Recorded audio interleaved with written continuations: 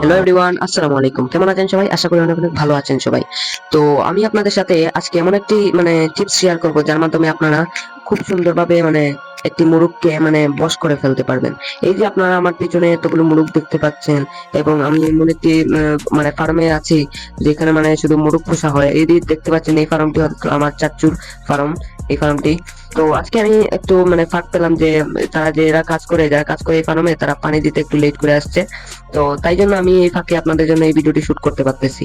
তো এই যে দেখতে পাচ্ছেন আপনারা, এত মুরগি, এই মুরগিকে আমি আপনাদের সামনে এক নিমিষেই ইয়ে করে দেখাবো, ম্যাজিকের মাধ্যমে বশ করে দেখাবো।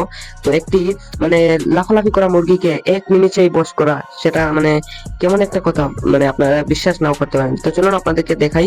তো দেখুন, আমি একটি মুরগি ধরে ফেললাম। তো এখন আপনাদেরকে দেখাই। দেখতে চান আপনারা? তো চলুন আপনাদের সাথে শেয়ার করে দেয়। এই যে আপনারা মুরগিটাকে দেখতে পাচ্ছেন, অনেক লাফাচ্ছে, আমার হাত থেকে ছুটতে চাইছে। এখন দেখুন, এই দেখুন,